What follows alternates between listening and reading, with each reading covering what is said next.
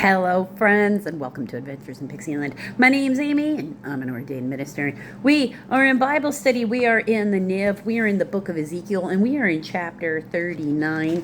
It is a continuation of a prophecy against Gog, which is a person who's in charge of a city called Magog. He's a chief prince there. Son of man, prophesy against Gog and say, "This is what the sovereign Lord says. I am against you, O Gog, chief prince of Meshech and Tubal," Meshech, or Gog, prince of Rosh, Rosh.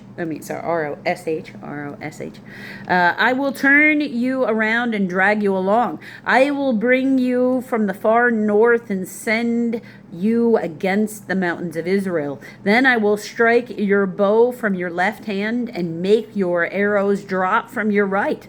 On the mountains of Israel you will fall, you and all your troops and the nations with you. I will give you as food to all kinds of carrion birds and to the wild animals. You will fall in the open field, for I have spoken, declares the sovereign Lord.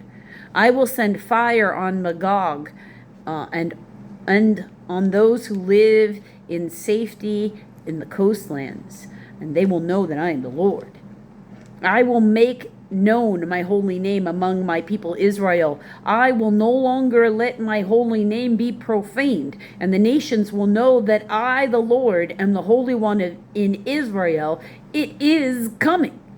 It will surely take place, declares the sovereign Lord. This is the day I have spoken of. Then those who live in the towns of Israel will go out and use the weapons for fuel and burn them up. The small and large shields, the bows and arrows, the war clubs and spears. For 7 years they will use them for fuel. They will not need to gather wood from the fields or cut it from the forest, because they will use the weapons for fuel. And then they will plunder those who plundered them and loot those who looted them, declares the sovereign Lord. On that day I will give Gog a burial place in Israel, in the valleys of those who travel east towards the sea. Now you got 2 footnotes: toward or of. So if they're from the sea, instead of towards the sea, and the sea, that is the Dead Sea. Here, that's the other footnote of sea, is the Dead Sea. It will block the way of the travelers, because Gog and all of his hordes will be buried there. So it will be called the Valley of Hamon Gog, Hamon, and then separate word, Gog. It's footnoted D on there. Hamon Gog means hordes of Gog. Okay, so Hamon means hordes.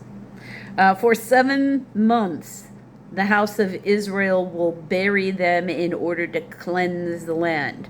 All the people of the land will bury them, and the day I am glorified will be a memorial day for them, declares the sovereign Lord.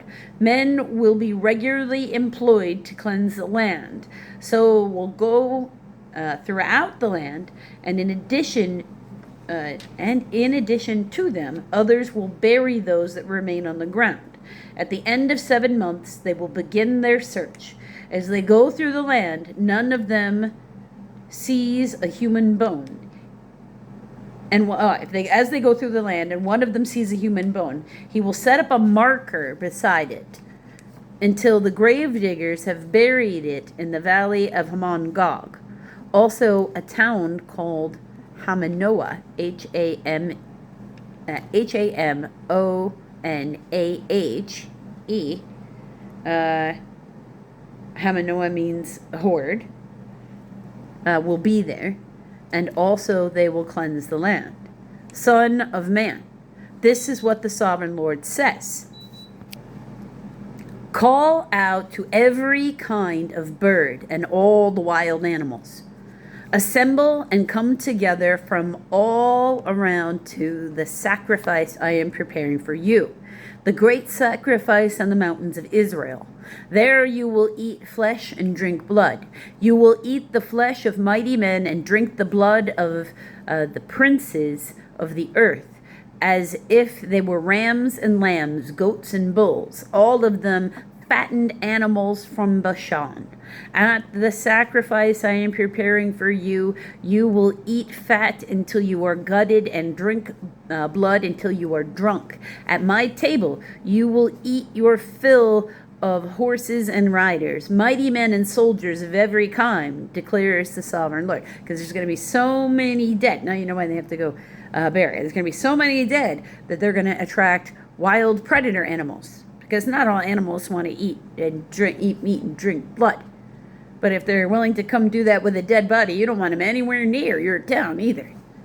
Right? So best get rid of what's attracting them.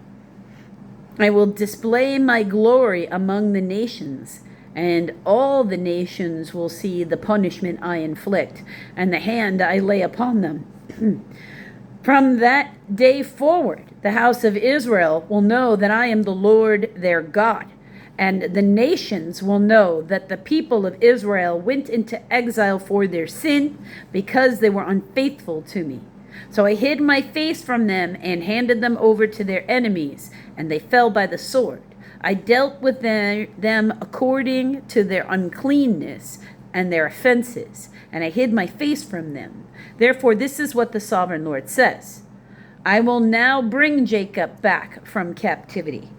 That's F, or now restore the fortunes of Jacob, and will have compassion on all the people of Israel. I will be zealous for my holy name.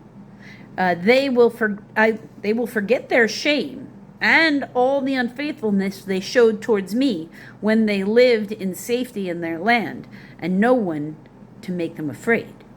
When I have brought them back from the nations and have gathered them from the countries of their enemies, I will show myself holy through them in the sight of many nations. Then they will know I sent them into exile among the nations. I will gather them to their own land, not leaving any behind. I will no longer hide my face from them, for I will pour out my spirit on the house of Israel, declares the sovereign Lord. Okay, I hope you will join me for the next video, friends, at chapter 40 of Ezekiel, the new temple era. Now this is because the first temple had been destroyed by Babylon, and remember, Ezra goes and restores the temple, Nehemiah goes and builds the walls. Queen Esther's story is right in the middle of that because it's happening under different Persian kings. She becomes married to Artaxerxes, who is one of the last of the Persian kings before Alexander the Great comes marching through. So I hope you'll join me for that video, friends.